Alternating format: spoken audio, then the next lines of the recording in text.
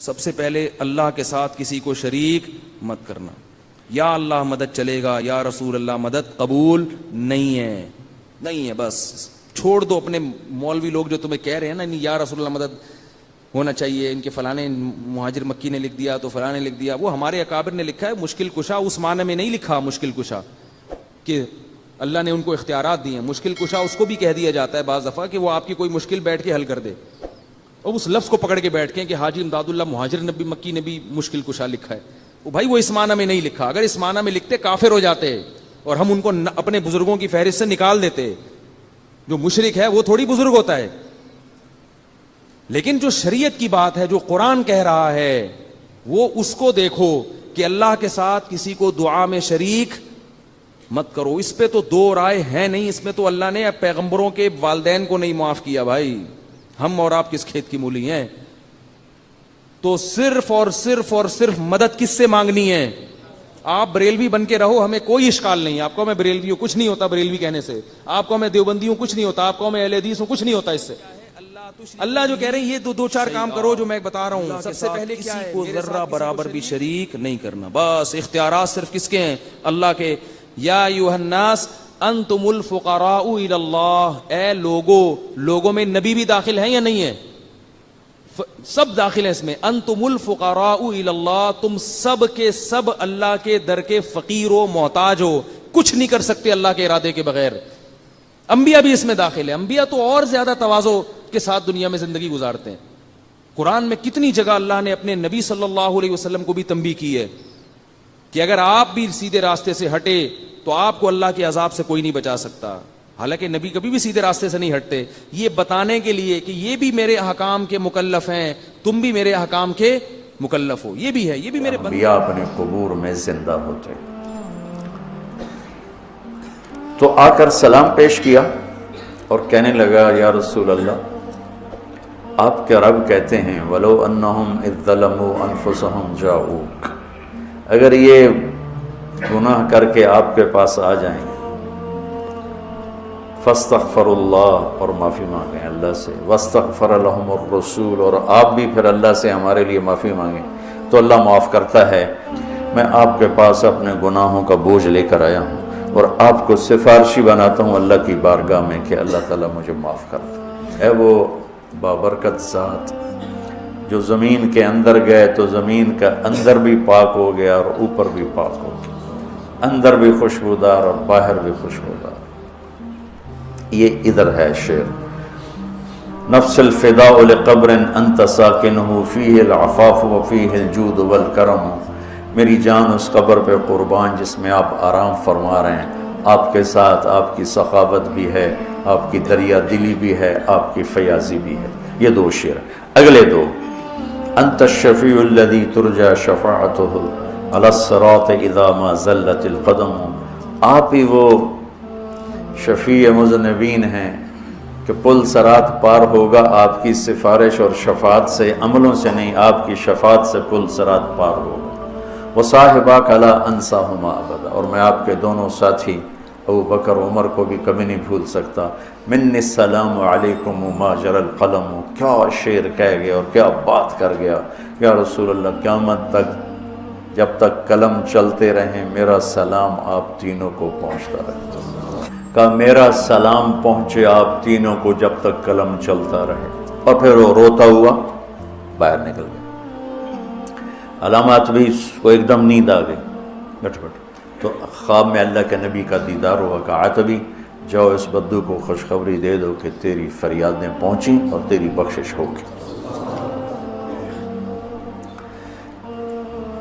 ہمارے نبی کے معجزات میں ایک معجزہ ہے کہ آپ کی قبر موجود مشہود، باقی جتنے انبیاء ہیں ان کی قبریں یقینی نہیں ہیں. ابراہیم علیہ السلام کی قبر موجود ہے اور کئی انبیاء کی قبریں عراق میں، فلسطین میں، لیکن یقین سے نہیں کہہ سکتے کہ واقعی یہ ہیں. صرف ہمارے حبیب پاک ہیں جن کی قبر مبارک یقین کے ساتھ ہے، اور آپ کا فیض آپ کے جانے کے بعد بھی دنیا میں چل رہا ہے، جاری اور ساری ہے.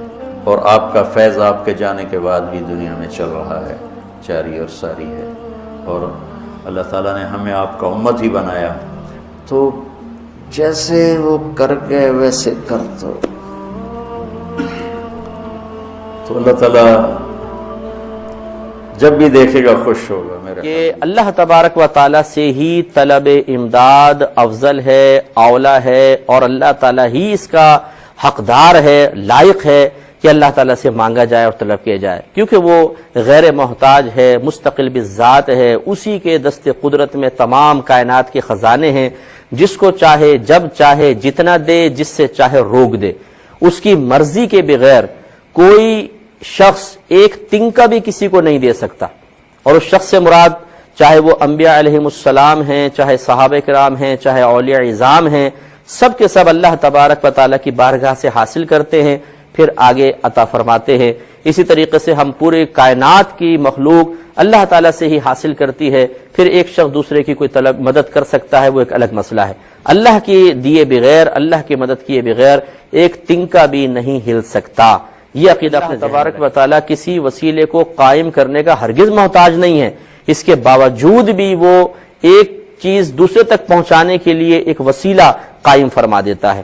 معلوم یہ ہوا کہ دنیا میں کوئی چیز حاصل کرنی ہو تو اللہ تعالیٰ کی بارگاہ سے وسیلے کے بغیر حاصل نہیں ہوتی ہے، یعنی اللہ کی عادت کریمہ ہے کہ وہ وسیلے سے چیز عطا فرماتا ہے۔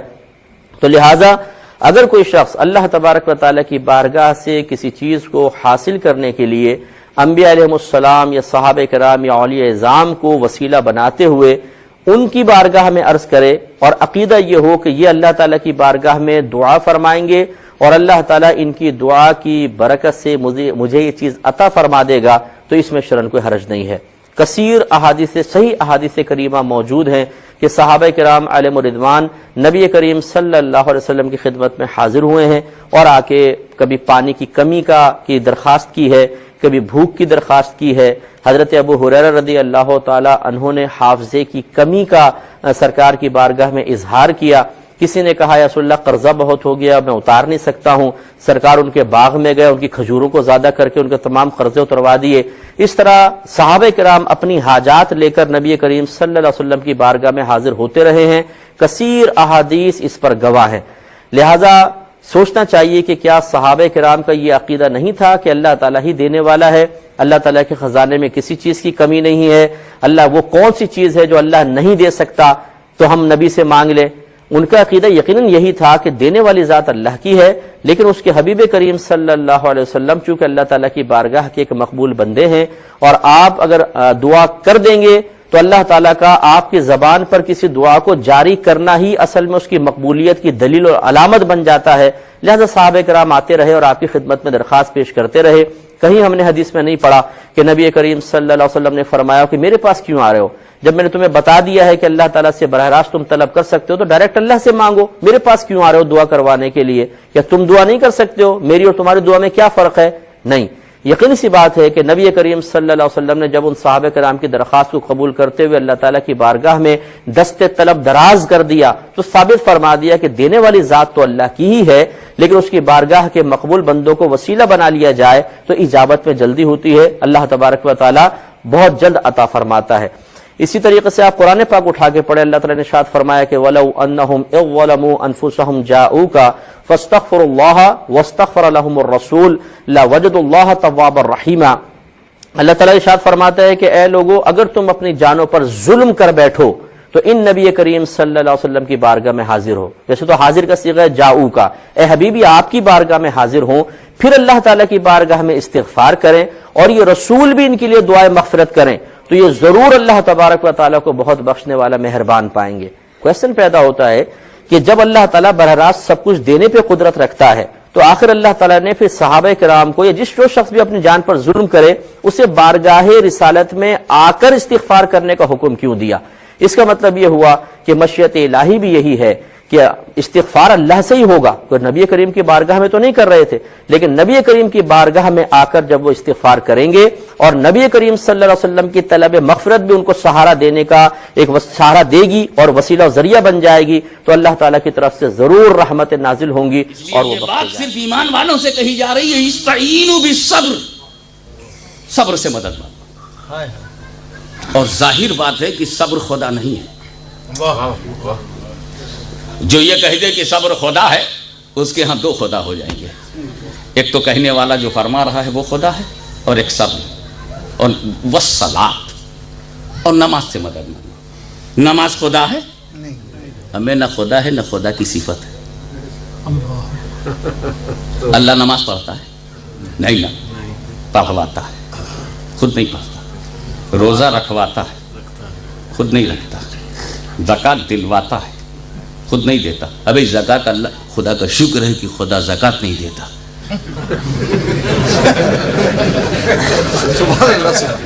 اس لیے کہ زکوٰۃ تو حساب سے دیتے، ہمیں تو بے حساب چاہیے۔ ہم تو چاہتے ہیں مولا بے حساب بخش دے، اور زکوٰۃ تو حساب سے ہے 2.5%، تو یہ پرسنٹیج میں ہمارا کیا بنے گا؟ تو شکر ہے کہ بے حساب دینے والا مالک و مولا۔ تو اللہ عبادت کرواتا ہے، کرتا نہیں۔ جن کو بھی نماز سے دلچسپی ہے وہ یہ جانتے ہیں کہ وہ پڑھواتا ہے مگر خود نہیں پڑھتا۔ ہم سے بولا حج کرو، خود کرتا کیا؟ ہمیں حکم دیا گیا کعبے کا چکر لگاؤ، طواف کرو، خود کرتا ہے؟ بقاب ابراہیم پہ جا کے 2 رکعت پڑھو، خود پڑھتا ہے؟ کھڑے ہو کر کے آب زمزم پیو، خود پیتا ہے؟ صفا مروہ سے دوڑتا ہے؟ نہیں۔ وقوف عرفہ کرو، خود کرتا ہے؟ نہیں۔ کیوں؟ معبود ہے، عابد نہیں ہے۔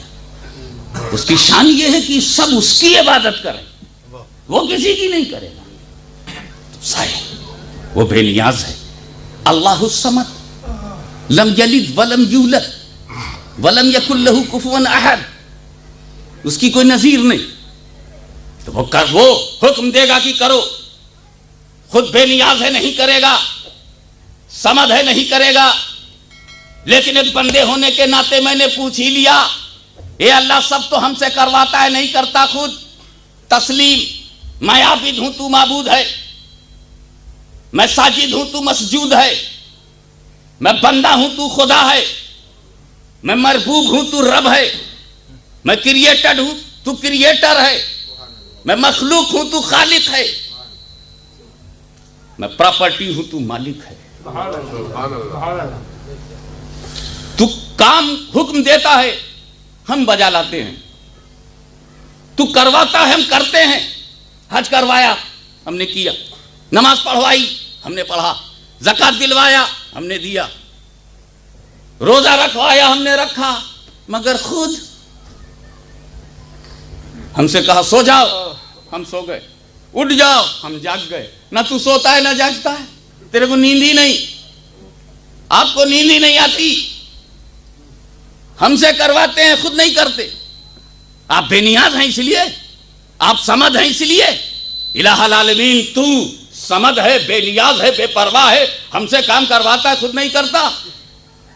کوئی ایسا بھی کام بتا دے جو ہم سے کرواتا ہو، خود بھی کرتا ہو۔ کیا کچھ ایسا بھی ہے؟ نماز تو پڑھواتا ہے، پڑھتا نہیں، روزہ رکھواتا ہے، رکھتا نہیں، حج کرواتا ہے، کرتا نہیں، زکوٰۃ دلواتا ہے، دیتا نہیں، مگر کوئی کام ایسا بھی ہے جو ہم سے کرواتا ہے، خود بھی کرتا ہو۔ تو قرآن نے کہا ایک کام ہے، نبی پہ درود بھیجنا، نبی پہ درود بھیجنا، یہ میں بھیجواتا بھی ہوں۔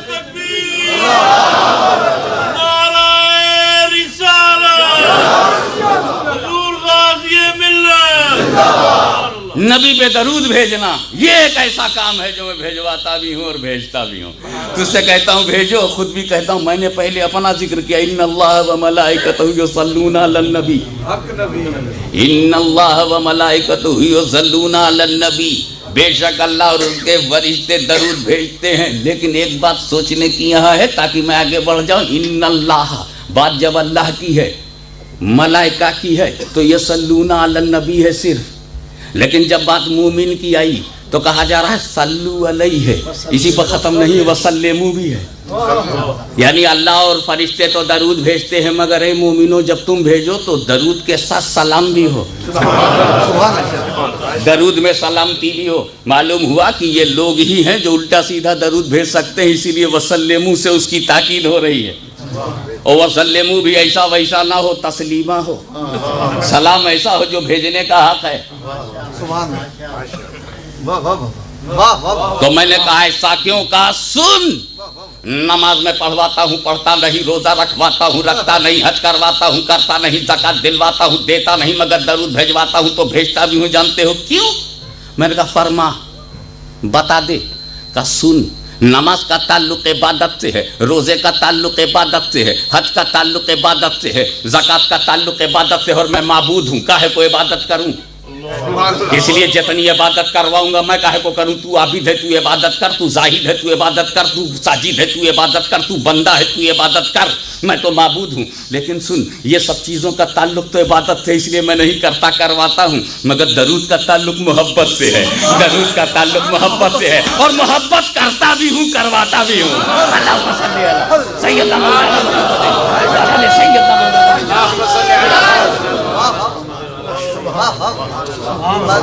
अब मैं सोच में पड़ गया, इंग्लैंड वालों, अल्लाह अल्लाह अल्लाह ही ने तो सब कुछ रसूल को दिया है, रसूल को तो दिया है। आमिना के पेट में रसूल आए, अल्लाह का करम है। दुनिया में जलवागर हुए, अल्लाह ही का करम है। वो नबी हैं, अल्लाह ही का करम है। वो रसूल हैं, अल्लाह ही का करम है। कुरान दिया अल्लाह ने, नमाज दिया अल्लाह ने, शरीयत दिया अल्लाह ने, इल्म दिया अल्लाह ने। और रहमान अल्लमल कुरान, रहमान वो है जिसने महबूब तुमको कुरान पढ़ाया। ये जो तुम रहमतुल लिल आलमीन हो, वमा अरसलनाका इल्ला रहमतल लिल आलमीन, मैंने ही तो तुम्हें रहमतुल लिल आलमीन बनाया है। ये जो तुम मोमिनों की जान से ज्यादा करीब हो ना, ये खुद थोड़ी करीब हो, ये तो मैंने तुम्हें बनाया है। अन्नबी औला बिल मोमिनीना मिन अनफुसिहिम व बिल मोमिनीना रऊफुर रहीम। हे रसूल, जो तुम एहसान हो, ये मैंने तुम्हें बनाया है। ये जो तुम रऊफ हो, मैंने तुम्हें बनाया है। तुम जो रहीम हो, मैंने तुम्हें बनाया है। ये जो तुम रहमत हो, ये मैंने तुम्हें बनाया है। ये जो तुम रसूल हो, ये मैंने तुम्हें बनाया है। ये जो कुरान तुम्हें मिला है, ये मैंने तुम्हें दिया है। ये जो अजमत है, ये मैंने दिया है। रिफत मैंने दिया है, बुलंदी मैंने दिया है, बुलंद पायगी मैंने दिया है, सियादत मैंने दिया है, क़यादत मैंने दिया है, अजमत मैंने दिया है, रिफत मैंने दिया है,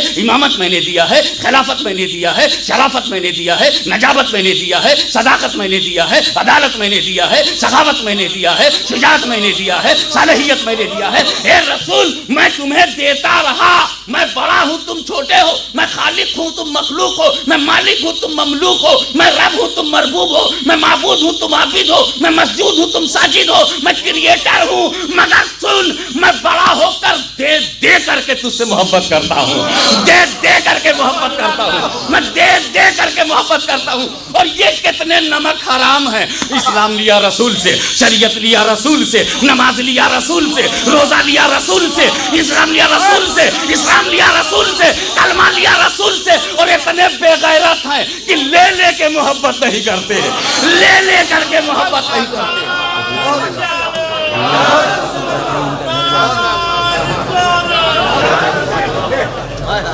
वो अल्लाह है। मैंने कहा मोमिनों को पुकारने पर रोका जाता, कहीं कौन रोकता है? का एक जमात है, ये अल्लाह एक जमात है। वो कहती रसूल को पुकारो मत, ऐसा रसूल पे सलाम मत भेजो, ऐसा। वो जमात किधर है? मैंने इधर रहती है। कहा अच्छा, अब उसको मैं आदी बना दूंगा, उसे मैं मजबूर कर दूंगा कि वो रसूल को पुकारे, उसको मैं मजबूर कर दूंगा कि रसूल पे सलाम भेजिए। अल्लाह वो कहते हैं मैं कादिर मुतलक हूँ, जो चाहूँ करूँ। वो जमात कहती है रसूल को सलाम नहीं भेजना चाहिए, रसूल को नहीं पुकारना चाहिए। हाँ ऐसा कहती है। कहा तो उसको मैं नमाजी बना दूंगा।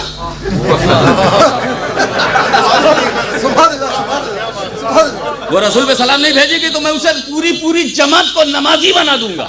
ये अल्लाह नमाजी काहे को बनाएगा? कि जन्नत के लिए नहीं, उसको नमाजी जन्नत के लिए नहीं बनाऊंगा, इजहारे हकीकत के लिए बनाऊंगा।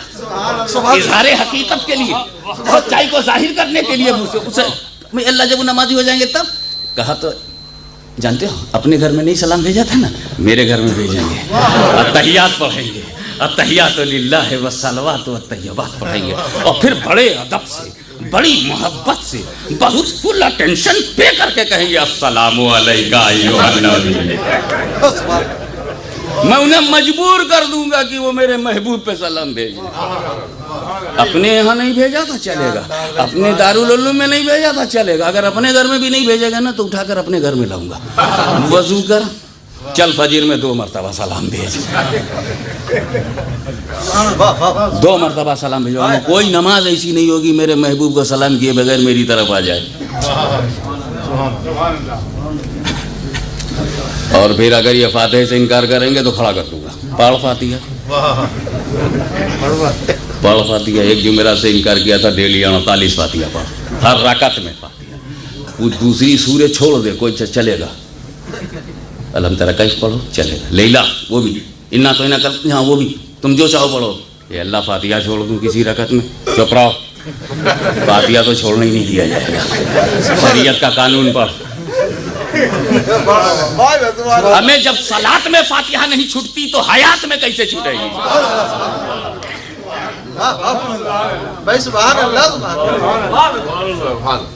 तो मोमिन बनना बच्चों का खेल नहीं है, वाकई मोमिनों को खिताब किया जा रहा है, या अय्युहल्लज़ीना आमनू इस्तईनू बिस्सब्र वस्सलाह, या अय्युहल्लज़ीना आमनू, जो ईमान वाले होंगे उस हालत में मदद मांगेंगे सब्र से और नमाज से।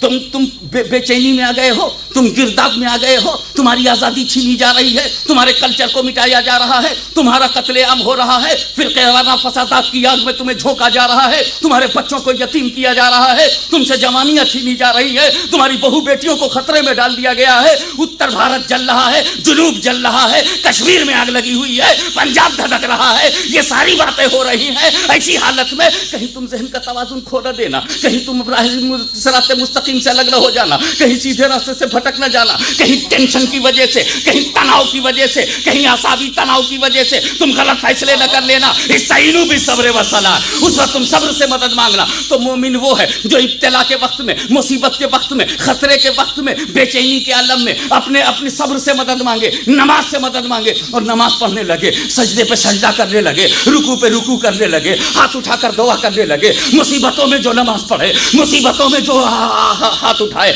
मुसीबतों में जो सजदे करे, वो गोया मोमिन है, मोमिन होने की शान जाहिर कर रहा है, मोमिन होने का अंदाज जाहिर कर रहा है। आज मैं जब गल्फ के क्राइसिस पे नजर डालता हूँ, जब मैं देख रहा हूँ कि दुनिया की काफिर ताकतों ने जब इराक को घेर लिया, तो सऊदी अरबिया भी खतरा महसूस कर रहा है और बगदाद भी खतरा महसूस कर रहा है। मगर इस खतरे में हमें इराक नमाज में नजर आ रहा है, हमें सजदों में नजर आ रहा है, हमें दुआ करते हुए नजर आ रहा है, हमें हाथ उठाए नजर आ रहा है।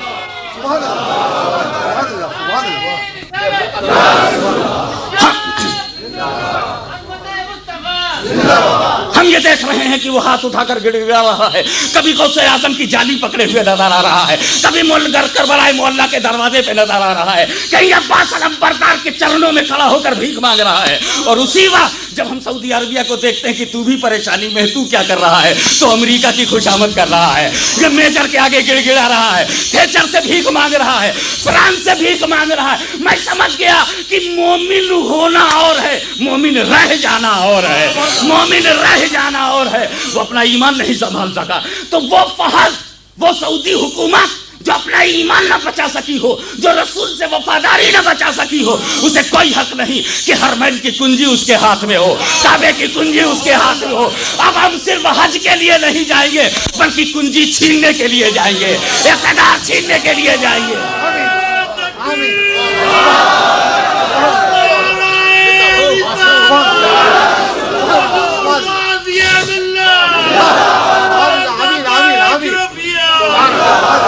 हम बर्रे सगीर के मुसलमान हैं, बर्रे सगीर के मुसलमान हैं। हमने किसी अय्याश से इस्लाम नहीं लिया है, हमने किसी शराबी से इस्लाम नहीं लिया है, हमने किसी अय्याश और आवारा से इस्लाम नहीं लिया है, हमने दाता गंज से इस्लाम लिया है, हमने ख्वाजा गरीब नवाज से इस्लाम लिया है, हमने मुल्तान के वलियों से और मीरपुर के शहीदों से इस्लाम लिया है। उनका गर्म लहू हमें मुसलमान बना रहा है, मखदूम समनानी की अजमत हमें मुसलमान बना रही है, मसूद गाजी की लुटी हुई 18 साल की जवानी ने हमें मुसलमान बनाया। हमारा इस्लाम मजबूत इस्लाम है, इसलिए हम जानते हैं कि हम जीने के लिए नहीं पैदा हुए हैं, हम सिर्फ मदीने के लिए पैदा हुए हैं, सिर्फ मदीने के लिए पैदा हुए हैं। इसलिए हिंदुस्तान के मुसलमानों, पाकिस्तान के मुसलमानों, कश्मीर के गैरतदार मुसलमानों,